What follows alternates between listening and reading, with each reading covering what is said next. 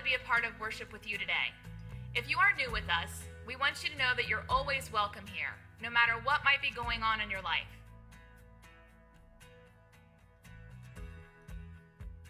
Feel free to dress comfortably.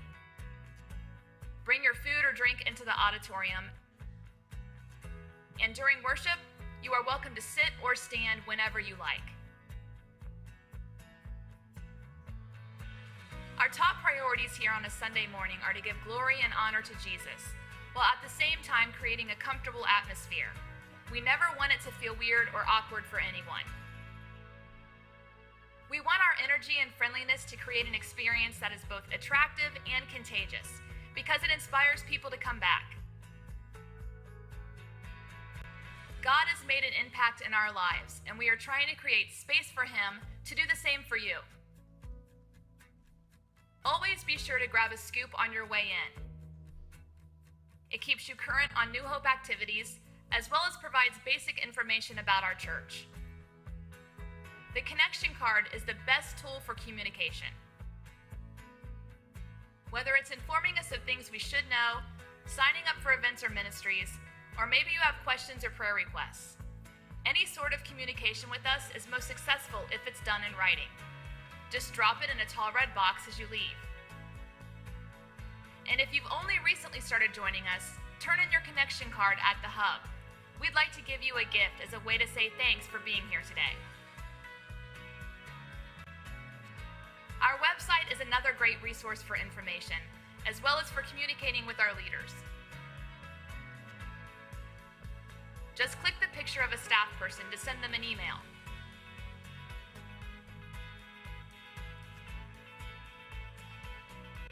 Thank you to all of you who worship God by giving back to Him financially. Faithfulness and consistency in this area makes an incredible difference. If you'd like to worship in that way today, check out the details on the back of the scoop. If you are giving remotely, choose Donate from the menu on our website.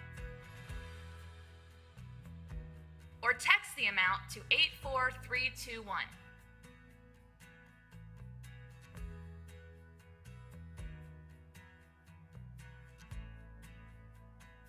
One final thing. For those who are new, there is a brief orientation on the first Sunday of every month, immediately following the second gathering. If you'd like an opportunity to meet some of our staff and learn a little bit more about New Hope, please consider joining us. It's the perfect first step to getting more connected.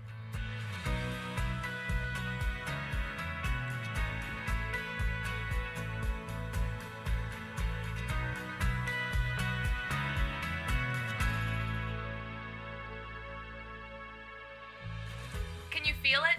It's going to be a great day. God is so good. Let's worship Him together.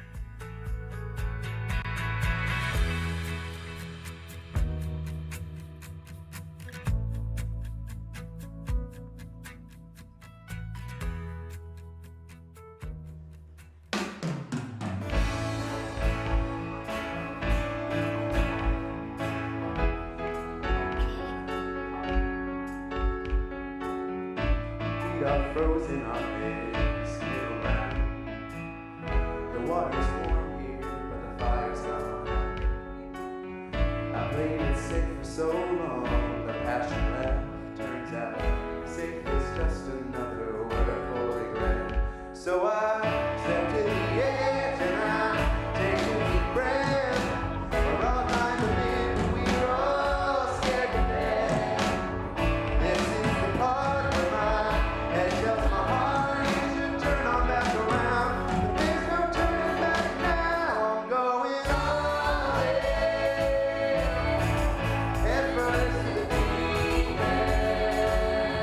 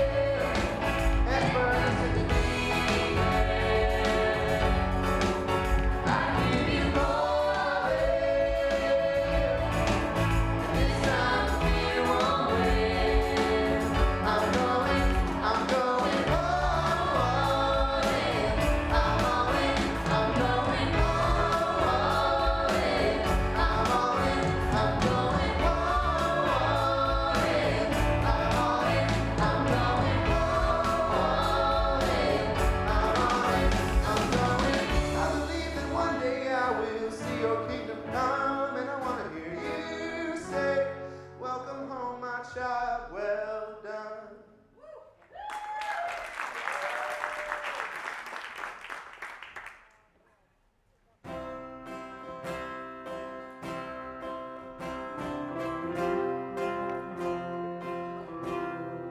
Christ is my firm foundation, the rock on which I stand when everything around me is shaking.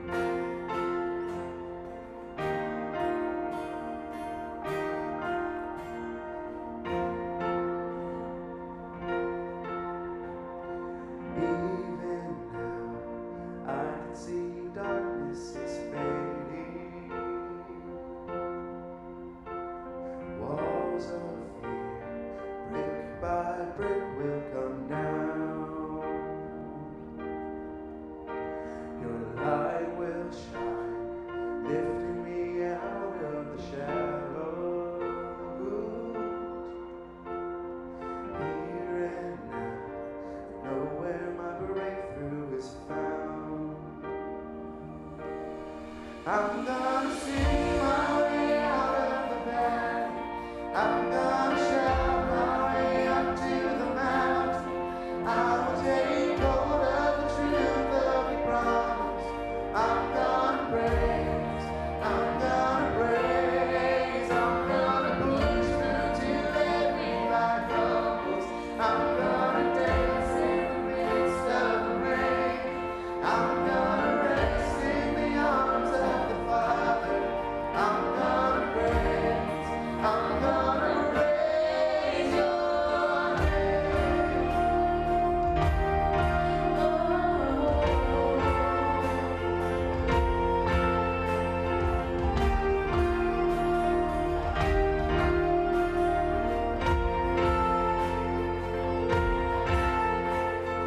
Raise us out, welling up from within me. Heaven's power, calling hope to arise. So I'm standing tall, here in sight of your victory. 'Cause when you come, everyone is I'm gonna sing my way out of the valley. I'm gonna shout my way up to the mountain. I will take hold of the truth of your promise. I'm gonna praise, I'm gonna praise, I'm gonna push through till every light crumbles. I'm gonna dance in the midst of the rain. I'm gonna rest in the arms of the Father. I'm gonna praise, I'm gonna praise your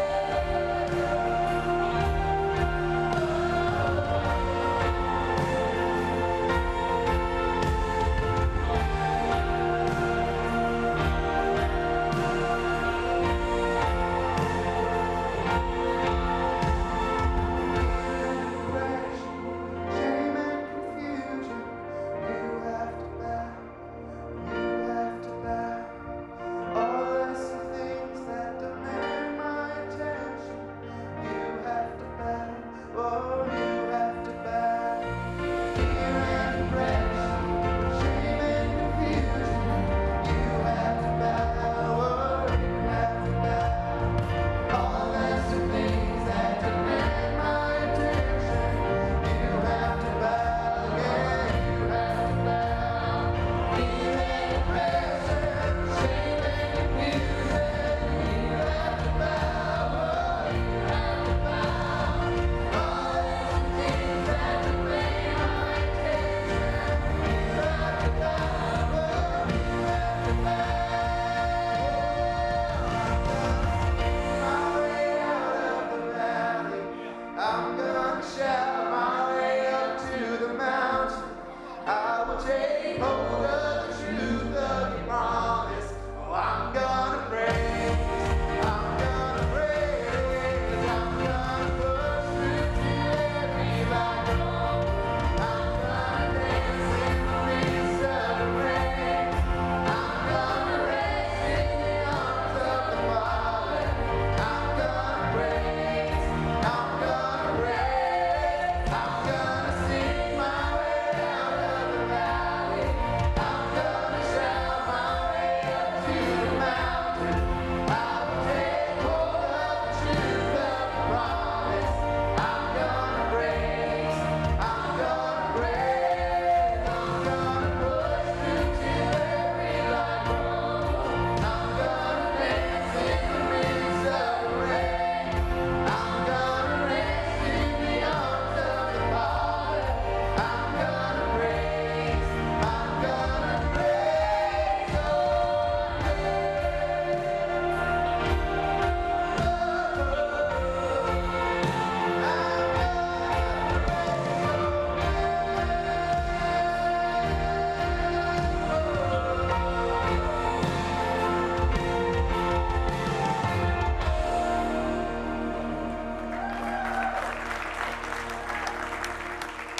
Amen. You can have a seat.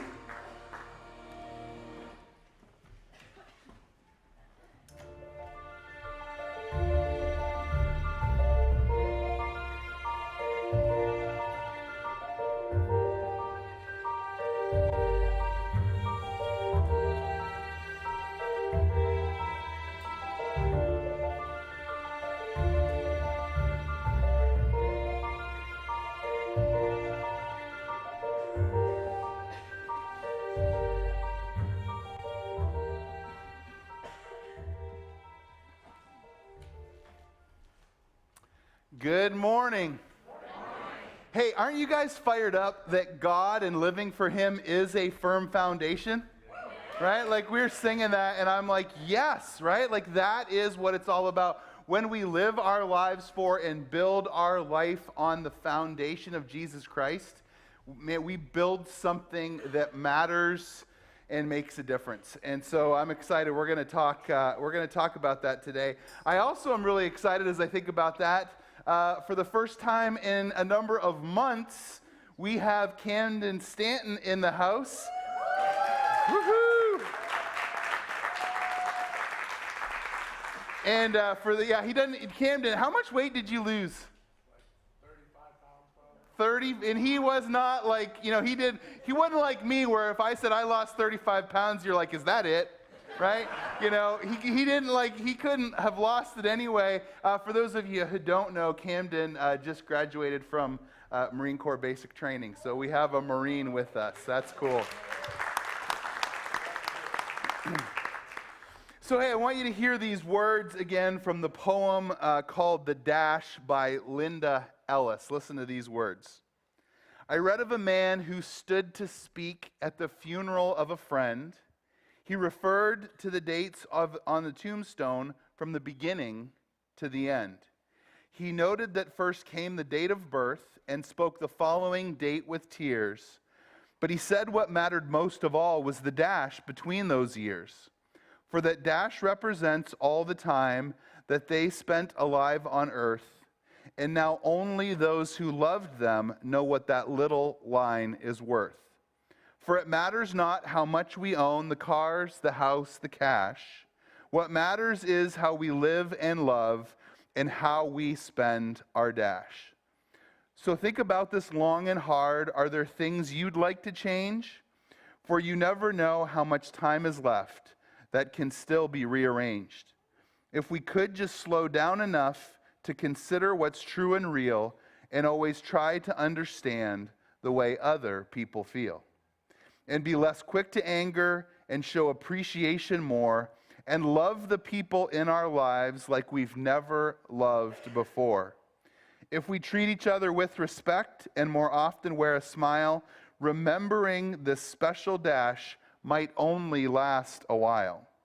So when your eulogy is being read with your life's actions to rehash, would you be proud of the things they said about how you spent your dash?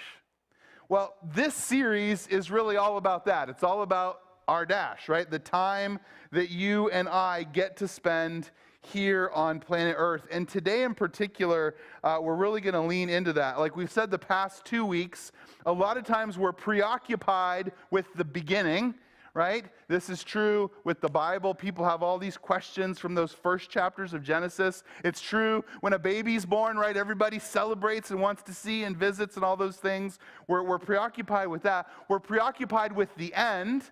When we kind of are nearing our end, or those we know and love are nearing their end, we're preoccupied in some ways with the end of the Bible as well. And this is, again, just true. And I've been telling you guys, preoccupations are okay, right? Like, we all have preoccupations. Not every single thing that we do or think about in life has to matter most. That's okay to an extent. But most or much of what our lives are made up of should matter. Amen? Right? Like, we want to do stuff that leads to something more. And so instead of living in a way where we are preoccupied, let's live on purpose. Let's live intentional. Let's make sure we focus our lives and do what we know matters and matters to God. We've said this the last couple weeks. It's kind of been the big idea, right? Like this whole idea that the Bible is super clear about all kinds of things. What kind of religion does God our Father accept as pure and faultless? It's this: to look after widows and orphans in their need or time of distress, and to keep oneself from being polluted by the world. Mark, did I just die? No, I'm okay, but I don't have a mic. That's Gessner's fault.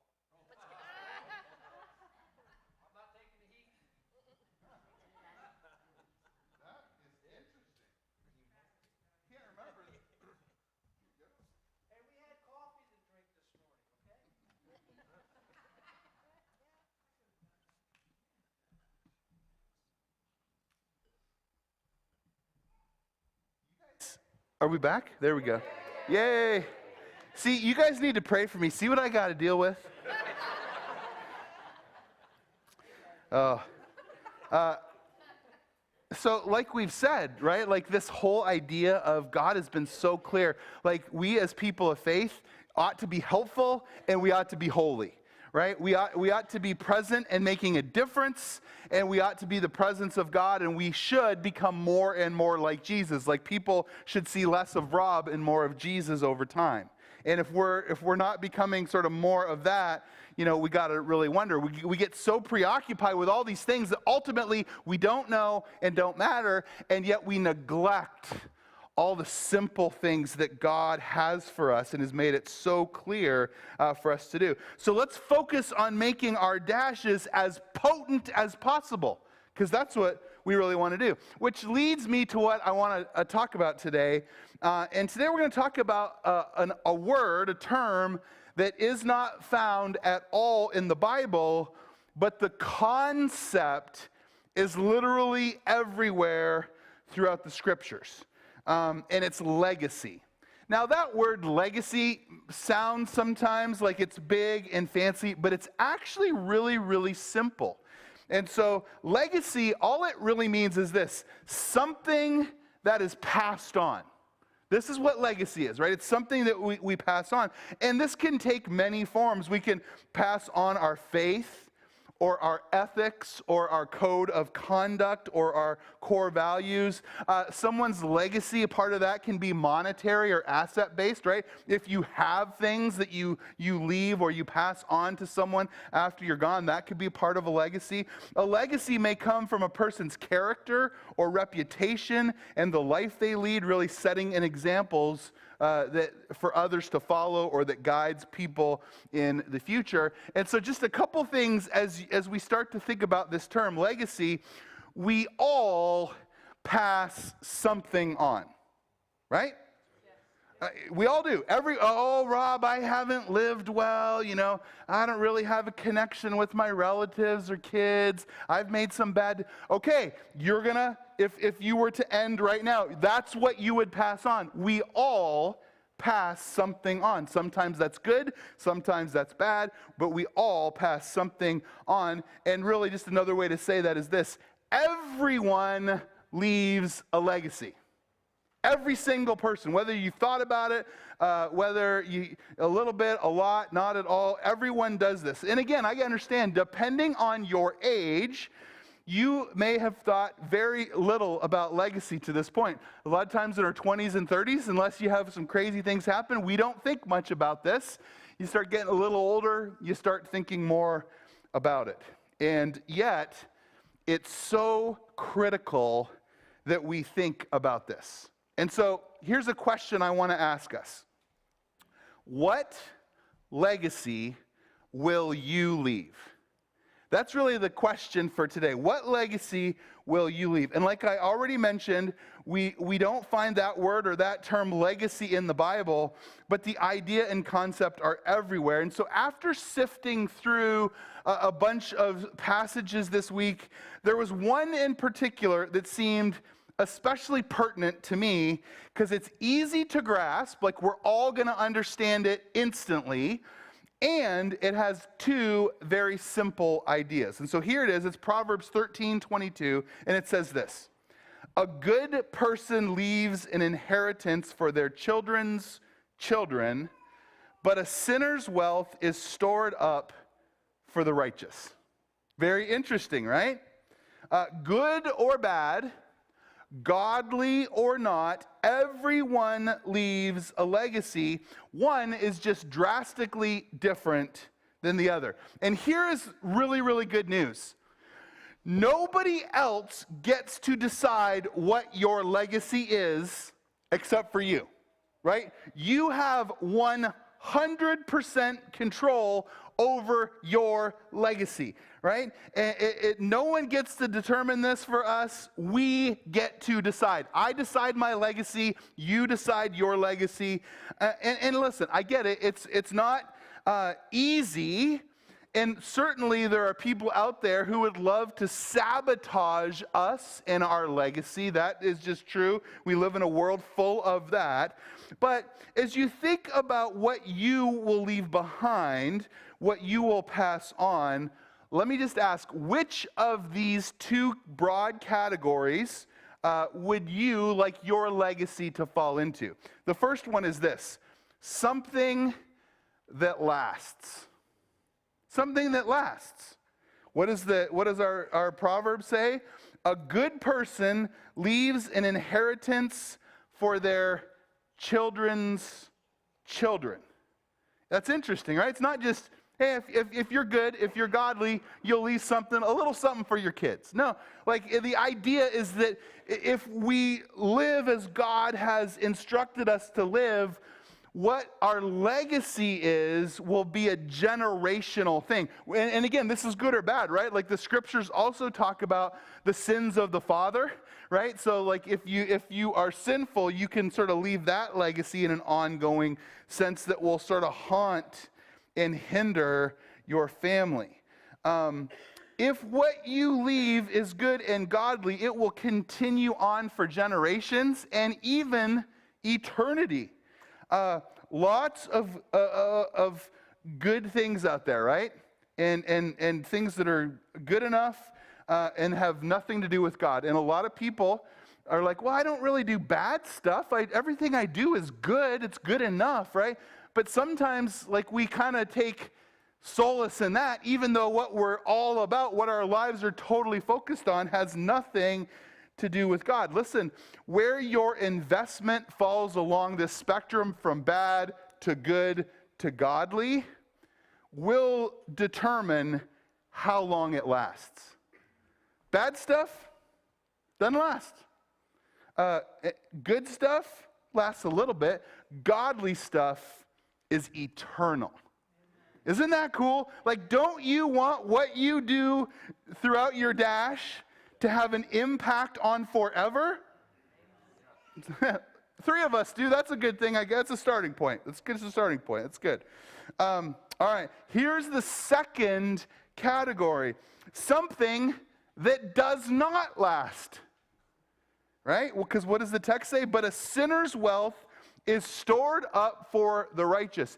And I don't want you to think about wealth just as money, but just think about like everything you're focused on, everything you've worked hard to accomplish, just wealth, possessions, whatever, you know. Like if you don't have any good or God in your life, that stuff just doesn't last. It's sort of like what Romans 8:28 tells us, and we know that in all things God works for the good of those who love him and have been called according to his purpose, right? God's going to use everything, good, bad, otherwise, for the good of his people. So which do you want? Do you want, and it's a dumb question, right? Because we all want the same thing. Who here wants something that lasts, that outlives them? Come on. Everybody should have, if you're going to put your hand up for the next one, that'd be silly, right? You're going to live your whole life, you're going to pass away, and then everything you've worked for either dies with you or goes to someone else. Who wants that? I understand. Now, brace yourselves, okay? Because it's simple. It's like me saying the sky is blue, but this, for many of us, will be a very challenging idea. This is largely contingent on what you do now. I'm just going to let that sit for a second. It's not what you do later. It's not what you hope and pray and have the best of intentions to get around to at some point when your life frees up more. Almost everybody I talk to who's retired says, oh, I'm so much more busy now that I'm retired. Right? So don't wait till you're retired to do this stuff. You'll be busier then, and you won't. Now listen, your legacy isn't contingent on what you want it to be. We all want it to be a good thing. It's contingent on what you do. Now let's just sort of talk about this for a second and expose it a little bit. So let me just ask some questions. Who would like to leave a legacy of health? Right? Just healthiness. Okay. So we know in order to do that, we've got to do a good job of consistently eating right and exercising, right? And yet, for most people, we just don't have the time, energy, whatever, to want to go to the gym or cook. Actually, we had this last night. I took some steaks out where I was going to make this glorious dinner last night. And when I got back to my steaks hours later, they were still frozen. So I'm like, we can't do that. And so do I race to the store before it closes and do this then? And like, stand on my head and spend. It's like, or do we just call phase 2 and get a delicious pizza, right? I'm not even going to tell you because you already know what we did, right? You already know. We want to leave a legacy of health, but man, the pizza with extra cheese is really tasty, right? Amen. Amen. Can I give you another example? Yesterday, we got word from Pastor Taras in Ukraine that a rocket hit Rivne. They had no electricity, no water. Listen, church, our Ukraine church, our sister church there, they are struggling, and they desperately need our prayers. And I want to say that because I know, I say that, and for many of us, maybe even most of us, maybe even all of us, you hear that, and that hits you. It feels heavy in your mind and on your heart. But what I know, because now we've been praying for 7 or 8 months, and we have Converge has this Ukraine fund that over $1 million has been given and distributed to help. And so I'm on these calls weekly, and we're doing this prayer call monthly. And here's what I know. At the time that our sister church needs our prayers and support the most, giving to Ukraine has slowed to a trickle, and our corporate prayer times have gone from 40 plus people to 12 people, right? So again, you might go, I pray every single day, right? Yeah, awesome, great. But a focused together prayer thing and giving is just, and you know what? Again, the need is higher now than ever. And we're only getting worse, and this isn't even necessarily connected with the war, but with issues that so many, literally hundreds of thousands of displaced refugees that have gone to different places, as winter gets very close now, and they don't have adequate clothing because they had to leave their homes, under the cover of darkness for the sake of their lives. Many of these places don't have heating and cooling, and so they require heaters and things like that just to endure the winter. More is needed now, and for most of us, unless somebody gives us an update or we hear, we've kind of just moved on and forgot, like we do with everything, right? Things that are important, we forget. It's normal, but we've got to change this. How about this? Who wants to leave a legacy of faith? This would be a good one to raise your hand. We're in church. Hey, at least pretend and then pray. No, don't do that. We should want to leave this legacy, right? And so if this is true, we ought to, going back to what I just said, be people of prayer. We ought to be people who spend our lives steeped in the scriptures. We need to do life as part of the people of God. Corporate worship is an important thing. But it doesn't take long to say, these things are less and less in fashion than they've ever been. These things used to be the center of our country and our culture and our life. And now, here's what happens with a lot of people. When they're young and someone says, hey, you want to help, you want to serve, they're like, I don't really know what I'm doing. I'm really inexperienced. I need to kind of figure it out, and then maybe I'll help. So when I'm a little older. And then we get a little older, and we're like, oh my gosh, I'm so busy with my job, and I'm so busy with kids, and my life is overwhelmed, and I'd love to help, but I'm just too busy. When I retire, then I can help. And we wait till retirement, right? And maybe there's a little window of time there, although let me just be honest, if you haven't done it your whole life, you're not going to magically start at some point like that. at least very, very much of the time. And then we kind of get older, and we get to some point where we're like, I just don't have what I used to have. Somebody else needs to be involved. And yet everybody else is going, I'm too young and inexperienced, or I'm kind of like middle-aged and I got work and kids. And literally, and we see this a lot, right? Like, because it used to be that church was the center of everything. Now we see many, many, many people who live their entire lives without making much contribution to the kingdom of God at all. One thing that has been a really good gift to me over 11 plus years now is that we here at New Hope have many older people who care more about legacy than they do about their own personal preference or style. And I love that. Because this is true, right? Many of you, we live in a world where for a lot of people, they might come to our church, and I know this will blow you guys away, but they'll come and they'll be like, well, I really like it, but it's just too loud for me. And yet, I've had other people who I'm sure what we do, our style, sometimes even our volume may not be their preference, but they're like, man, I like being a part of something that's going to outlive me and that is making a difference in people's lives. And I love that. I still remember one of the stories I shared at Bob Cowan's life celebration after he passed away was a time where he and Levon were in this side hallway coming in, and he stopped me. I shook his hand, and with tears streaming down his cheeks, he said, I love being a part of something where I see all these kids running around, and it's just awesome to know that I'm a part of something that's going to outlive me. Church, we ought to care more about stuff like that than we do about what our own personal preference or style is.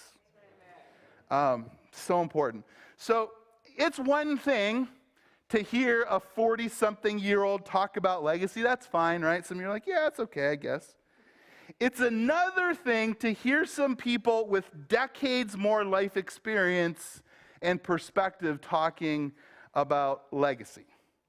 And so this week, Pastor Jeremy and I kind of drove around and popped in on 4 people, and we wanted to ask them a few questions, and we wanted you to hear from them today. So check this out.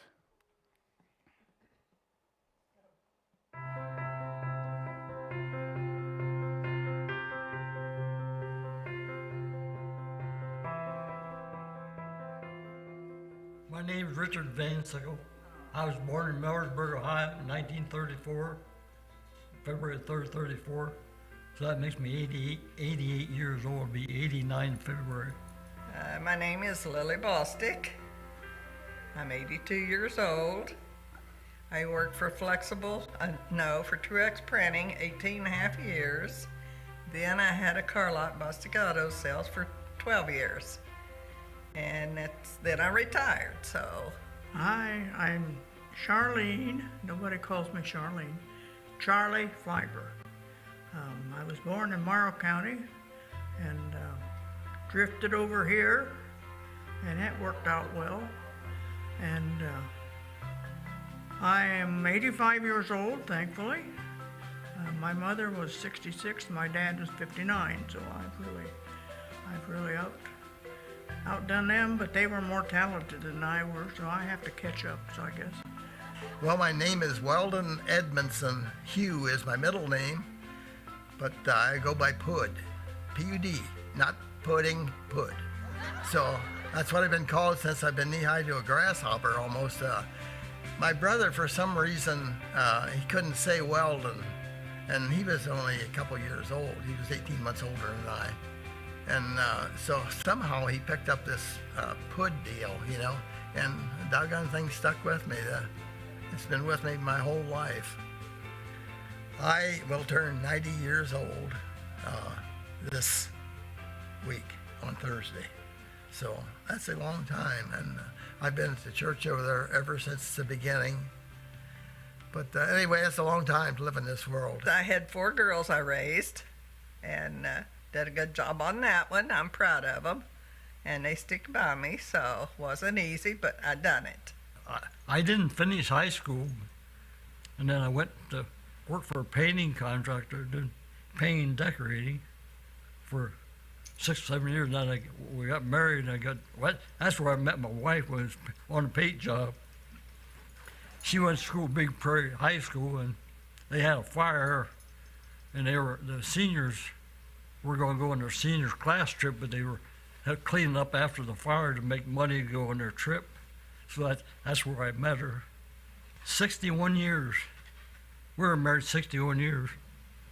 We got married in 1954. We lived in Worcester for a year, and then I got drafted and went to the Army in 1955. I met Joanne, and we got married. I couldn't help but fall in love with that beautiful gal. She and I hit it off right to start with, and we got married and ended up having 4 kids. I worked at the Pottery for 41 years, and I started there. I worked at the Flexible before I went to the service for a year, and they're supposed to give you your job back when you come back, but I had an opportunity to go to the Pottery and start with this guy in the tool room, which is something I loved, welding and tooling, making tools and all kind of building machinery. We just done everything.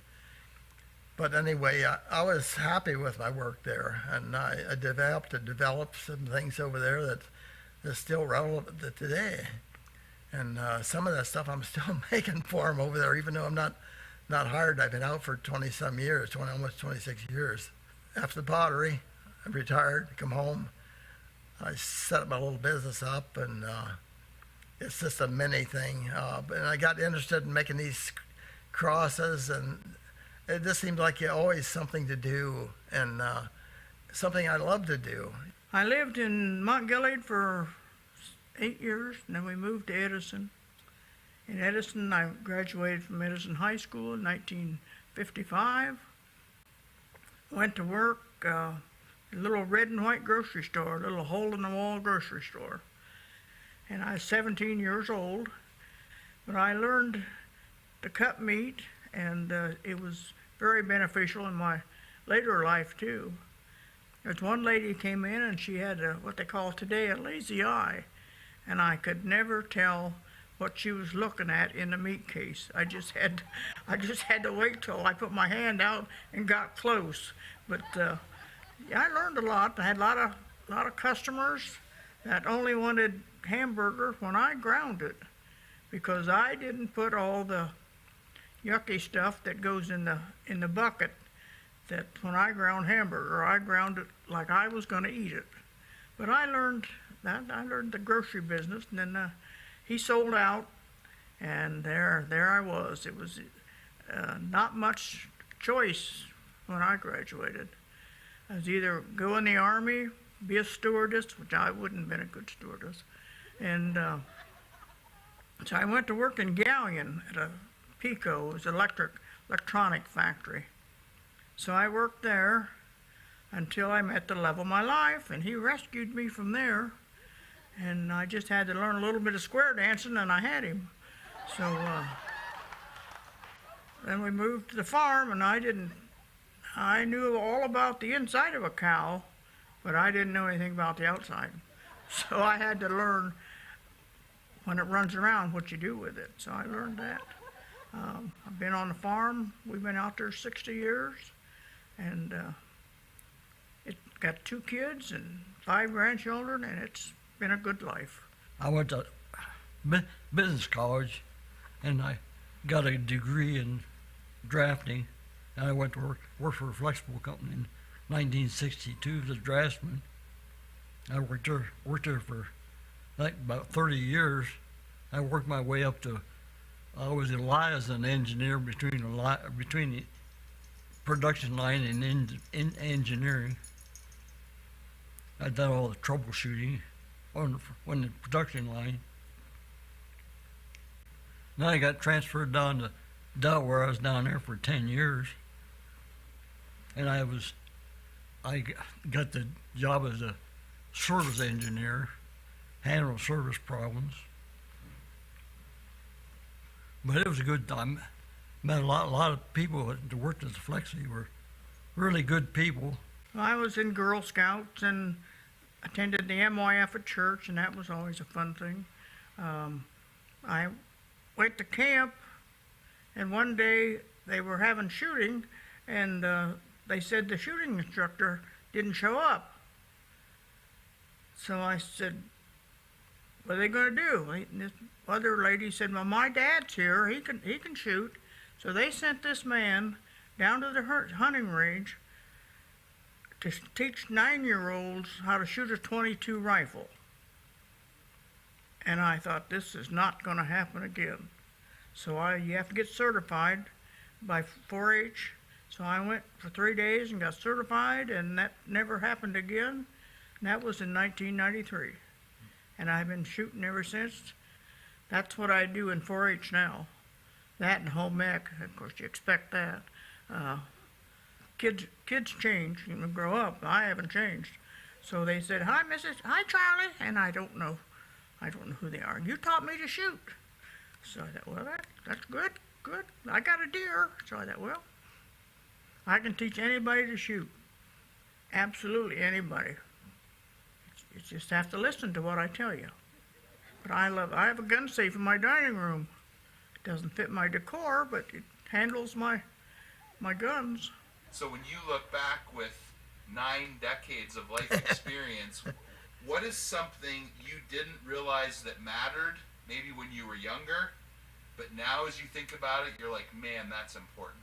What I feel is important now is the most important thing that I maybe overlooked was how strong your faith is and how much that a church should believe and preach Jesus Christ. Sometimes they don't do that. Sometimes it's like current events up there, and you don't get that Christian feeling, that heartfelt feeling like you do when it comes straight from the Bible and from the experiences of other people. I thought it was important to keep my house immaculate, and now it's not quite as important as it was then. And I wish I hadn't wasted so much time doing it. I think I'm living my life a little better for Jesus. That is important now. It should have been then, but I guess when you're younger, you don't realize that. And I think that's my most important thing now in life. Or get a job and do good work. If you do that, people will hire you. I think I started out, I was 16 years old, I worked for a little factory in Millersburg. I worked there for about 5 or 6 years. If someone asked you, what really matters? What should I really spend my life on? What would you answer that question? Don't sweat the small stuff. It's gone in a flash, and what you thought was going to happen didn't happen. It's like you pull out of the driveway and you forget something back in the house. So you go back in the house and get that. Be glad of that, because in front of you was an accident that you would have been right in the middle of. So patience is a lot. I learned patience with Coben. I knew the Lord had a plan for me, but I just had to wait and wait and wait some more. But it did happen, but patience was big. That was big.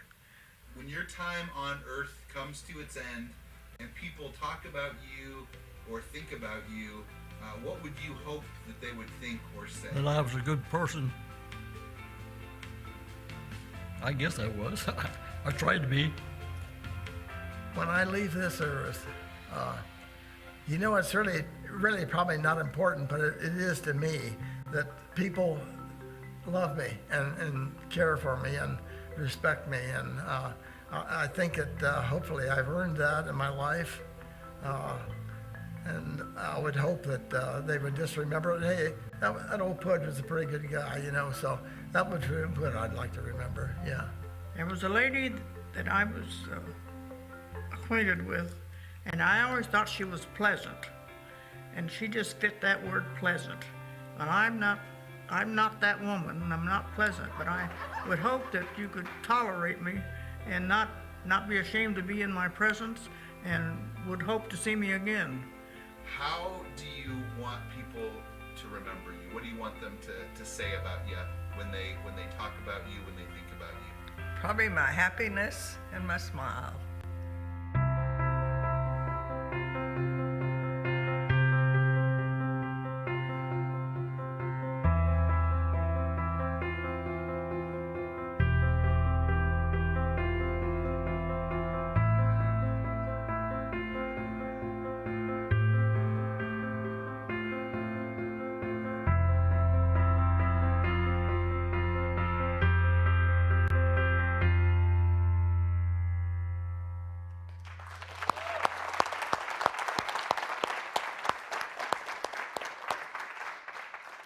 So much fun. And actually, just so you guys know, Lily's right here.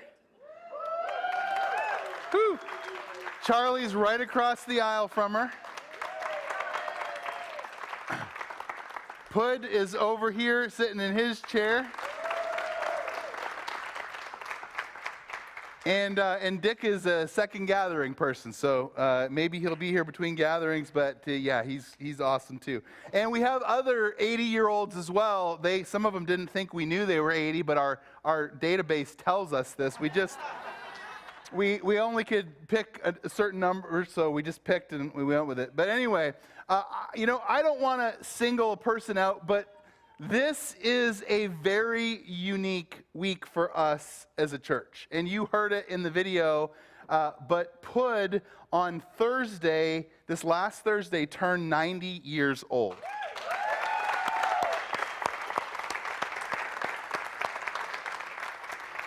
And just in case you want to mark that, it's October 20th, so you know for 91, 92, 93, all the way up to whatever. Pud, you said was it your mom who lived to be 97? Yeah? Yeah? So, yeah, awesome.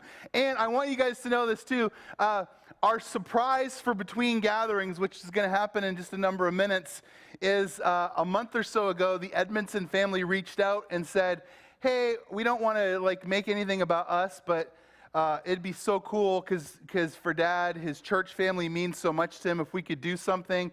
And so they brought in some cupcakes, and we're going to, in the lobby, have some cupcakes and celebrate Pud's 90 years. So.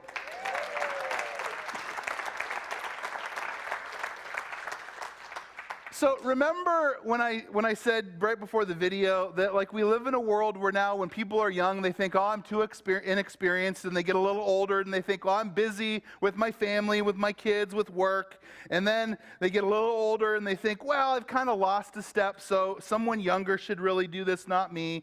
And so many people never really contribute much to the kingdom for their whole lives. But Pud, as long as I have known him, has put on a clinic. All right? So when the addition, this basically all of this part of the building that for most of you is the parts you spend your time in, when this was added in 2006, here's a picture, well, 3 pictures of Pud. So Pud would have been 74. He's laying on the floor, doing plumbing, and smiling. 47, if I have to lay on the floor, I don't care what I'm doing, I'm probably not smiling. I didn't know Pud for my first little bit here at New Hope. His wife, Joanne, was battling an illness. But after she passed, all of a sudden, this guy that I just met was here every single week washing all the windows on all the doors in the whole church. He would bring us cookies, macaroni salad, potato salad. I'm like, this guy's amazing. And that was in his 80s, and he was crushing it, right? Probably volunteering more than literally anybody else in our whole church. Just amazing. And so just a few thoughts here. One is this. Leave a legacy of positivity, right? And here's what I mean by that. Listen, the world we live in and the lives we live are filled with plenty of opportunities to complain, amen? And many people take full advantage of this, especially if they're around close, safe people, right? Trusted people. They complain and complain about how bad and da-da-da, da-da-da. I want you guys to know this. In almost a decade, I have never heard Pud say a negative word about anyone or anything ever, and I've spent a lot of time with that guy. He talks about how he loves his family, he loves his church, he loves his small group. Lots of love with virtually no negativity. I remember back after he got in a car accident a number of years ago, and he looked like a C because his back was messed up and his knee was messed up. And I still remember praying with you the night before your back surgery because his pain doctor told him there's a 50-50 chance you don't come out of the surgery. And here's Pud with a smile going, you know what, if I have a 50% chance of being able to be more mobile and do things in life, that's fine with me. Still, always with a smile on his face. So many complain related again to preferences and whatever instead of focusing on mission. And I'm thankful for all the people that you heard from today who care more about what they leave behind than what they prefer. Number two, first one was leave a legacy of positivity. Leave a legacy of investment.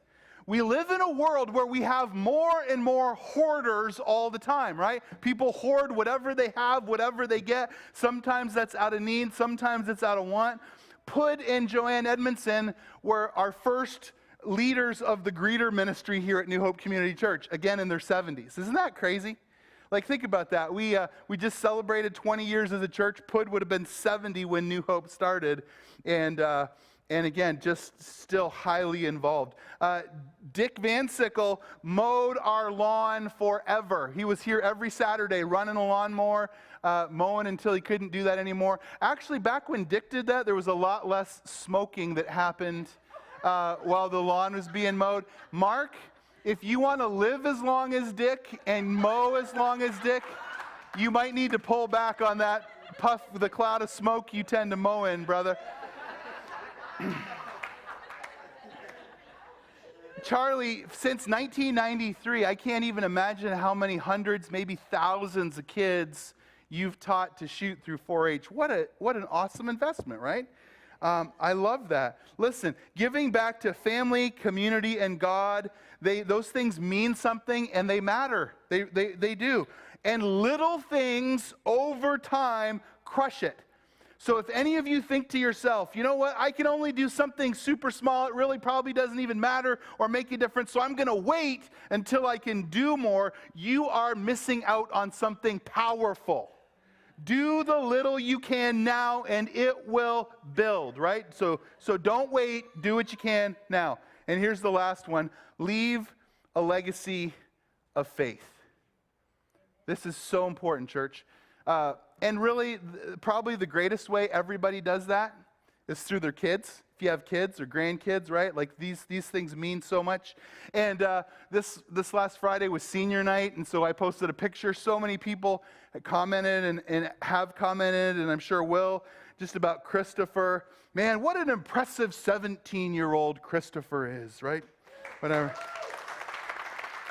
And so if you've thought that or said that, or maybe some of you are like, I know that guy, I don't like him, whatever. But if you've thought or said that, I just want to say a few things. One, God gets the most credit because God made Christopher to be Christopher, right?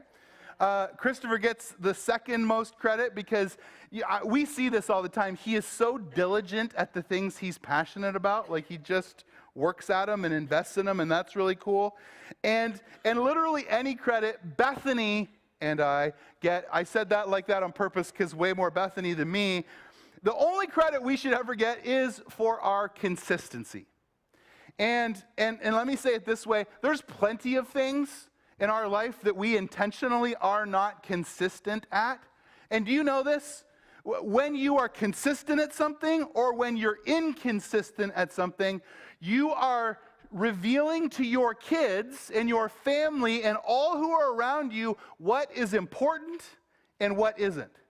So intentionally, there's a lot of things we aren't consistent at, but church and God have never been in that group of things we're inconsistent with.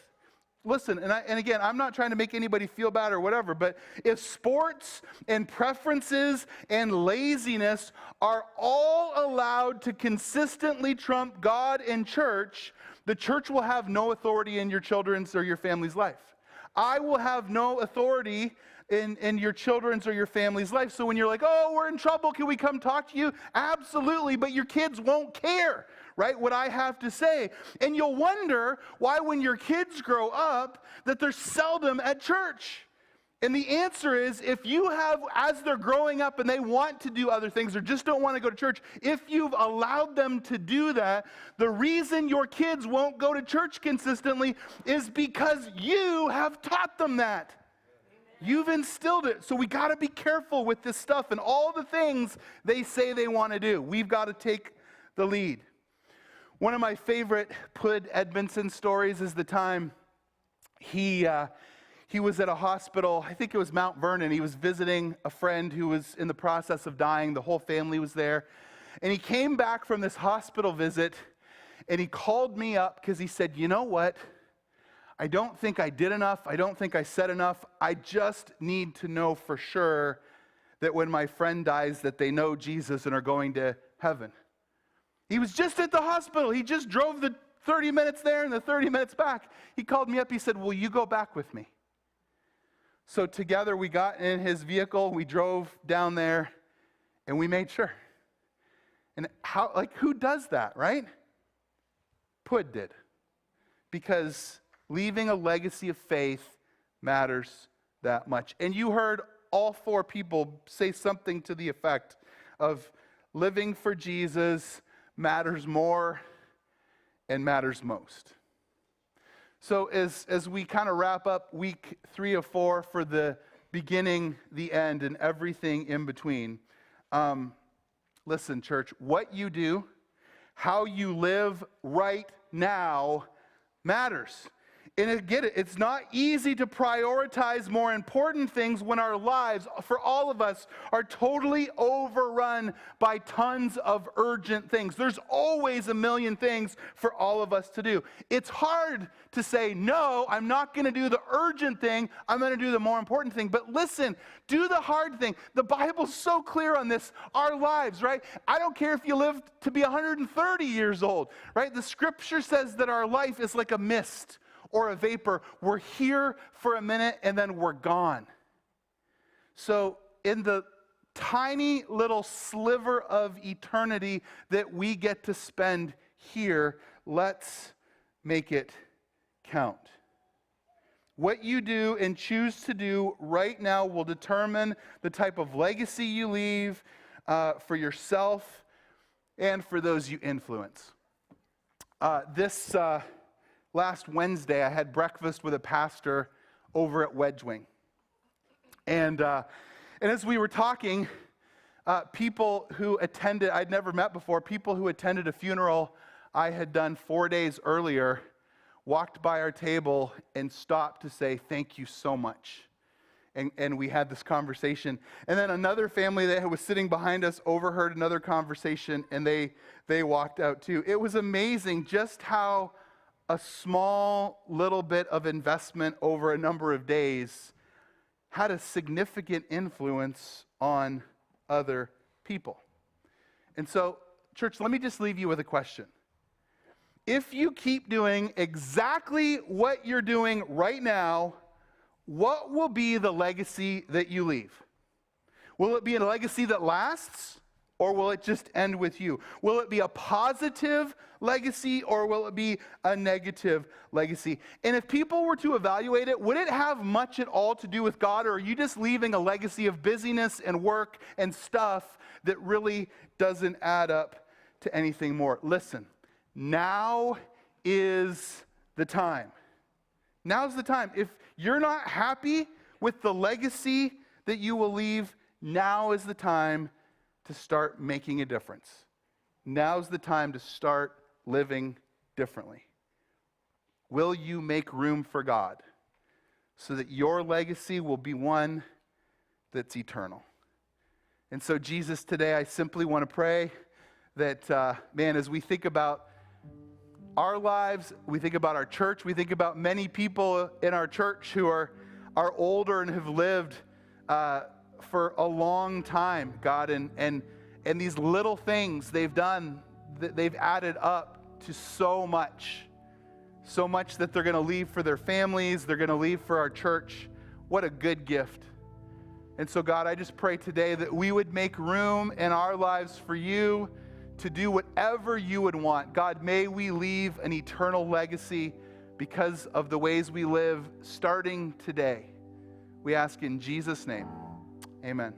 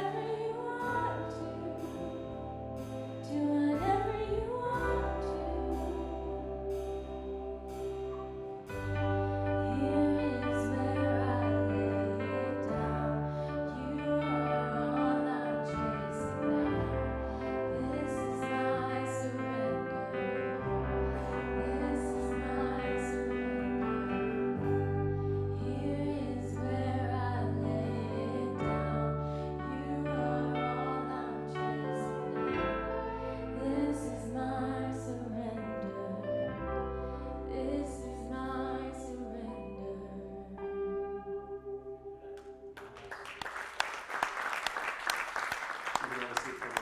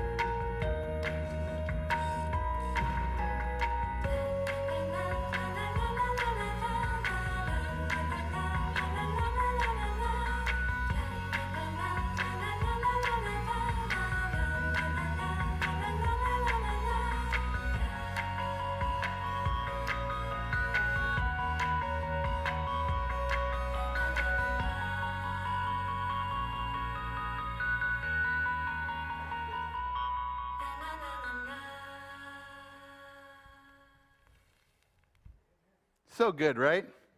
No guarantees of tomorrow, but we have today, so let's make it count. Hey, I just have a few announcements, and they all really, I think, tie into Legacy. We're doing Bag Hunger this month. Week 1, we announced it. Week 2, we had virtually nothing up here. Week 3, we got some stuff. We're doing this through the month, so next Sunday is your last opportunity. Let's load this up, because guess what? When people are hungry and in need, a few bucks on some food makes a huge difference. We this week when we were grocery shopping, we bought this stuff right here. So 24 cans of vegetables, a can of ham, 2 things of potatoes, 2 things of stuffing, and some dish soap. And it was like between 20 and 25 bucks and would feed a family multiple meals. Church, it's easy, it's cheap. If you can do it, let's do it. And let's make this impressive instead of eh. Amen? Amen. Next week, this is your chance. Or between anyway. Number 2, next Saturday is our wood cutting day. And this makes a huge difference too, right? Like, think about people who don't have wood to heat their homes in the wintertime. That's a huge deal, right? And so if you own a chainsaw or just like to do crazy things, next Saturday, it's from 7 till noon. You can call and let us know. There's more information in your scoop, but it's next Saturday morning for that. And the last one is, on your seats, there are these little save the date cards. And it's for our amazing vacation Bible school that's coming up in December. We're doing a Christmas-themed Bible school. Tiffany's leading it. And listen, some of you might go, well, I don't really have any kids or grandkids in the area. Take this, put it on your fridge, and pray every single day for it. That'll make a difference. If you have friends that have kids, you can let them know. What a great opportunity right before Christmas, right? To say, hey, you know what, parents, if you need a little break, if you need to do Christmas shopping, come drop your kids off for a great experience and go do this. It's going to be awesome. So make sure you put this on your calendar. And before we walk out these doors, and please stick around to celebrate Pud, give him a hug or a high five, eat a cupcake. I figured a great way for us to walk out today would be for this little team here to sing happy birthday, right? 90 years old, Pud, woo!